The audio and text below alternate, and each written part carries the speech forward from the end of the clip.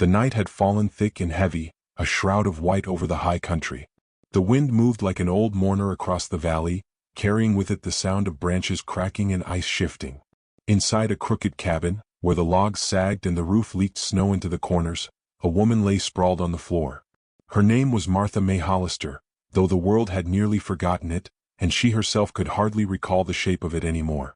Her breath rose in shallow wisps, pale ribbons of steam that curled in the bitter air.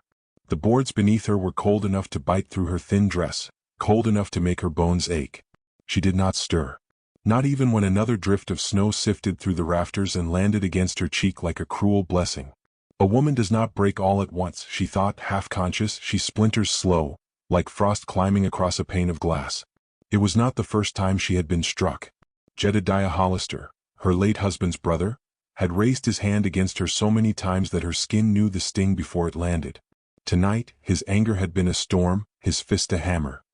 He had shouted that she was no better than dead weight, that she was letting his brother's children starve, that she ought to thank him for keeping a roof over her head at all. And then, when he left her crumpled on the floorboards, his wife Ruth had whispered poison into her ear. "You're nothing, Martha. Just a burden. Even the good Lord's turned his face from you." The cabin door had slammed. Silence had followed. Silence and the bitter hiss of the wind. Now, hours later, Martha lay where they had left her, ribs burning, temple bleeding, body trembling from the cold that pressed in through every crack of the house. She wanted to rise. She wanted to go to her children. But her limbs felt nailed to the earth. Her shame weighed heavier than her bruises. From the shadows of the small room, Annie Lou, just 10 years old, crawled to her mother's side. She was barefoot, her hem ragged, a girl with eyes far too old for her tender years. In her hand she held a scrap of cloth dipped in melted snow from a tin cup. "Mama," she whispered, dabbing the cloth against the cut at Martha's brow. "Don't you leave us, you hear?" Her little brother Thomas, 7 years old, huddled nearby, his thin arms clutching a wool blanket tight around him. He asked in a trembling voice, "Mama, does God still see inside our house?" The question broke something inside her more than the beating had. She wanted to tell him yes, yes, of course the Almighty sees all. But her mouth was dry. Her voice would not come. In town, not more than a few miles down the frozen road, folks at the general store had already been talking. They said Martha May Hollister was too frail to last a mountain winter. They muttered that she'd gone soft since her man died. The gossip swirled around barrels of beans and bolts of cloth, and even Sheriff Amos Crowley, nursing his coffee, had shaken his head but done nothing. "She don't belong out here," the sheriff muttered, and no one argued. Isolation was Martha's lot. Even when she walked into town, head bowed, bonnet hiding the bruises, she felt the weight of eyes burning against her. Pity mixed with judgment. Whispers that traveled faster than the wind. That night, as the snow thickened into a blizzard, a figure moved through the storm on horseback. Caleb Boone, the mountain man. Broad-shouldered, wrapped in a fur coat, beard thick with ice. He was no stranger to nights alone on ridges where even wolves feared to tread. He had buried brothers. He had fought hunger and storms. He carried his solitude like armor. But when he passed near the Hollister cabin, the faintest sound caught his ear. Not the wind. Not an animal. A cry. Faint, muffled. He slowed his horse. The snow stung his eyes, but he dismounted, listening. There it was again, a child's whimper. He pushed through the drifts and came upon the crooked cabin. Smoke hardly rose from the chimney. The door hung loose on one hinge. He stepped inside. The sight stopped him cold. A woman lay pale on the floor, her skin the color of parchment, lips tinged blue. 2 children hovered near, wide-eyed with hunger and fear. The fire was nearly dead, a few embers glowing faintly. Caleb did not speak at first. Words were useless things in a moment like this. Instead, he knelt and pulled off his heavy coat, laying it across Martha's fragile body. His hands were calloused, but gentle as he checked her pulse. Still alive. Barely. Annie Lou looked up at him, trembling. "Don't let her die, mister. Please." Caleb met her gaze. He nodded once. Silent, steady. He set to work without asking permission. He built the fire higher, feeding it kindling from his pack. He melted snow in a pot, mixing herbs he carried with him, remnants of an old trail doctor's teachings. He lifted Martha with surprising care, placing her on the bed of straw in the corner. She stirred faintly, trying to resist. "Don't waste your strength on me," she whispered. Her voice was broken glass, fragile and sharp. Caleb said nothing. He only pressed a warm cloth to her wounds and adjusted the blanket over her. Thomas edged closer, peering at the stranger. "You a doctor?" "No," Caleb finally said, his voice gravel deep. "Just a man who knows a thing or two." Hours passed. Snow beat against the cabin walls like fists. Inside, the silence was thick, broken only by the crackle of fire and the soft breathing of children who had finally drifted to sleep against the stranger's coat. Martha's eyes fluttered open now and then. She saw the mountain man sitting at the fire, sharpening a knife by lamplight. His shoulders were broad, his profile carved in shadow. He looked like something risen from the old wild, half legend, half man. Why had he come? Why had he not left her to the fate her kin had chosen for her? Her shame swelled, threatening to drown her. She had been called worthless so often that kindness now felt like a lie. She turned her face away, tears hot against her bruised cheek. Caleb did not intrude. He did not press her for words. He tended the fire, adjusted the herbs, and when she stirred in pain, he laid a hand lightly at her wrist, not to claim but to steady. Through the night the storm howled. The cabin creaked. Yet inside, for the first time in weeks, warmth lingered.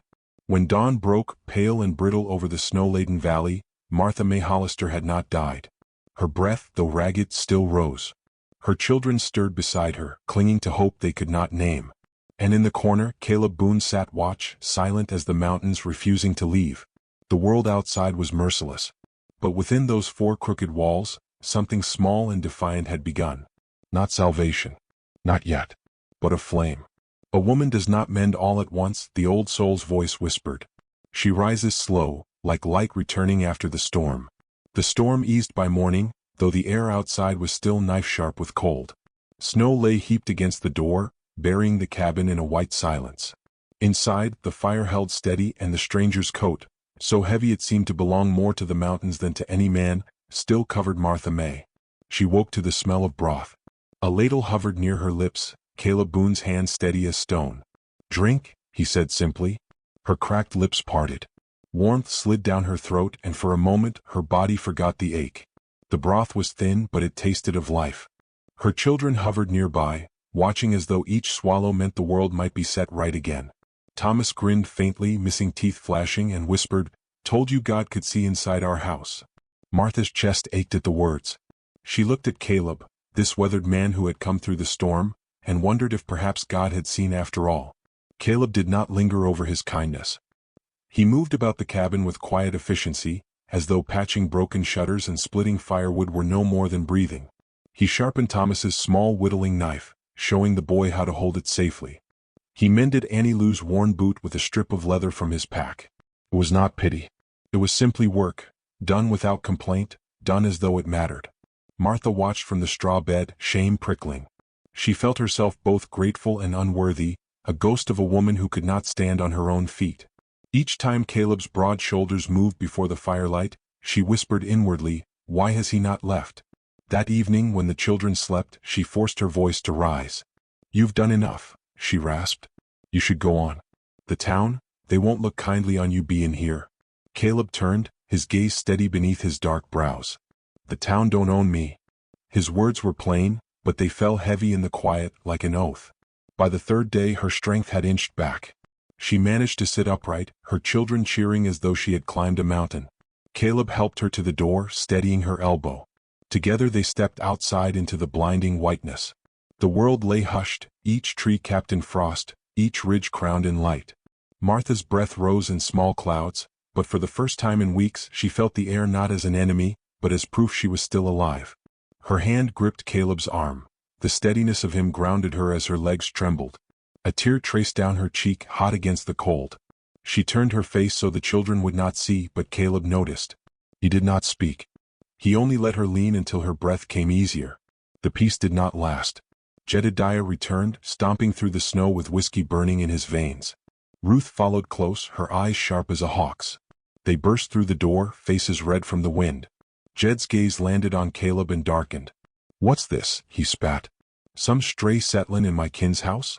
You think you're savon her?" Martha shrank back, but Caleb rose slowly, towering like a pine.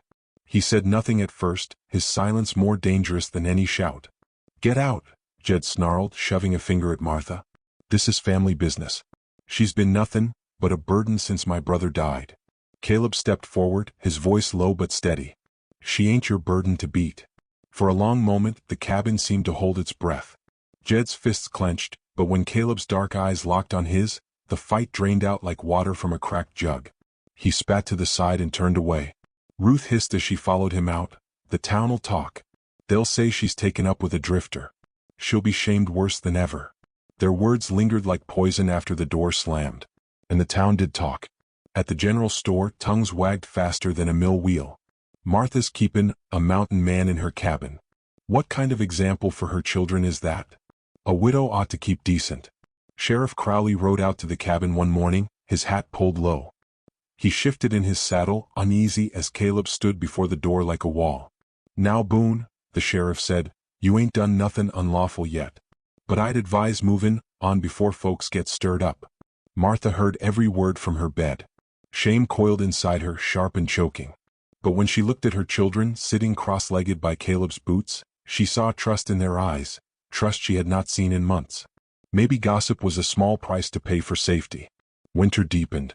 Days crawled by in gray light, nights stretched long and cold. Yet something inside the cabin shifted. Martha began to rise more often. She tended to the children, stirred broth, even mended a tear in Caleb's shirt with trembling fingers.